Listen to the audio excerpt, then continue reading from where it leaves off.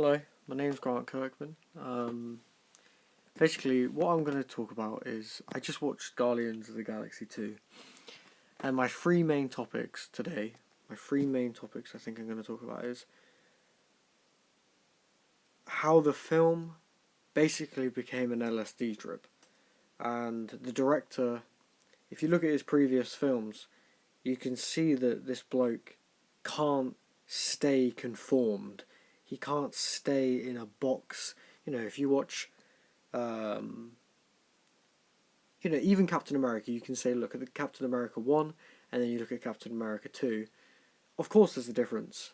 It is a better film, the second one, but at the same respect, it is the same tone, but it doesn't mean that the tone hasn't changed and got better. It doesn't mean that tone that Captain America has didn't get better, but it's still going for the same tone. And I believe that most of Marvel films are going for that tone. Even Doctor Strange went for a slight upper tone. People were like, wow, look how crazy Doctor Strange is. Look how crazy they're trying to make this film look. And they literally, that part of Doctor Strange where he goes, literally the whole Guardians of the Galaxy, 80% of Guardians of the Galaxy is basically an LSD trip, right?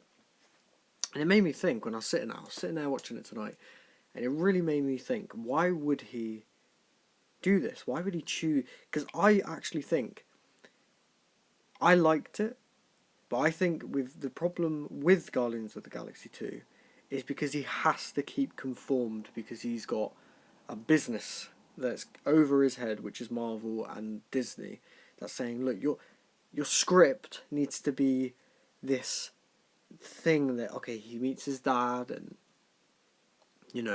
his dad's this and he has to fight and there's little highs and lows in the script, and it's like, okay, the script, if you take away the visuals, you take away everything and you read the script, I don't think the script represents what's happening visually. And that's a big problem that happens in films. The script doesn't represent what's visually happening, and I think that's a big reason why there's so many jokes in this film, is because the script is somewhat weak. And if it didn't have those jokes, like, you liked the jokes before, let's just keep ramming those jokes in, because if he didn't do that, he wouldn't have if he didn't keep those jokes going, that linear feeling of the script and with those jokes wouldn't help what's visually and sound and everything, what's helping that. It would kind of, you'd be there like, this isn't adding up, but the jokes kind of gave it a light heart. But I think visually, it was beautiful. The film's incredible visuals. The bit where his dad comes down in that ship, think about how many ships you've seen in your life, right? Spaceships. And think about how many times they look exactly the same. Somebody, James Gunn maybe, or someone, really had a vision. But I don't think the vision, coincided with the linear of the script. Yeah, and like literally, sometimes I was watching this film, I was like, I think this is literally like an LSD trip. There's this film is totally people who are going to be taking drugs and going, maybe it'll be on TV in 10 years, or, they're going to be like, this is crazy. Like, look at it, like, whoa, Some of the cinematography is incredible. It had so much potential, but a business got in the way. And I'm not saying it's a bad film. It's not, because there's enough visual originality, and sound that helps sell it.